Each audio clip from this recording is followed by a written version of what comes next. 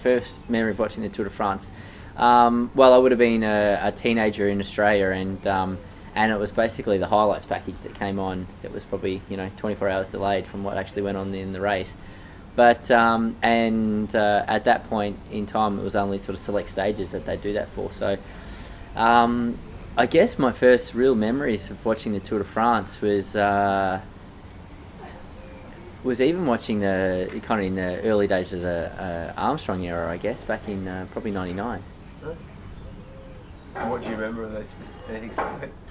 Oh, no, nothing too specific, I guess. There's no particular moments or specific points, because it's probably all kind of blurred now with rewatching a lot of this stuff on YouTube years later.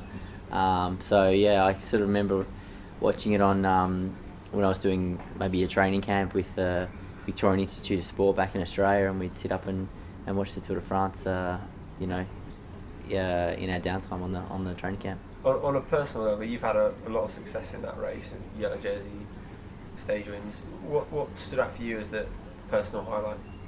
As a personal highlight,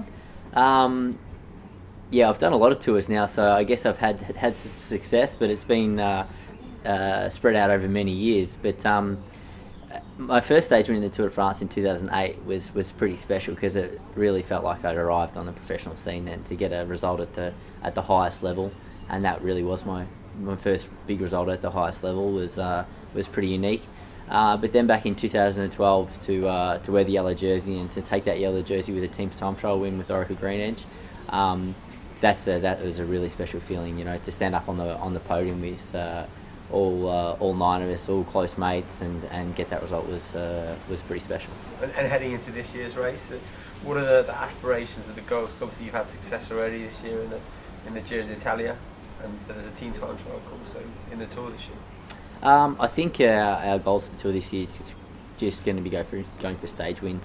I think there's going to be some good opportunities in the first part of the race, in hopefully sort of some select finishes, and then as the race sort of gets into the mountains, I think we've got some guys that sort of can go for some opportunistic breakaways when the race hits the hills.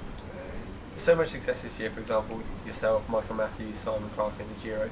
How do you kind of allocate stages between yourselves? Oh, that's not up to me. That's not my call.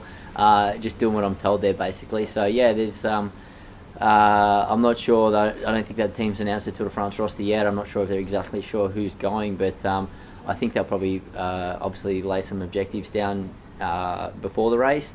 And because we do have some riders in the team with similar capabilities, then we just got to go for who's the best chance on the day. And in Michael, what do you see? Do you see yourself maybe 10 years ago? Similar kind of rider? Not at all.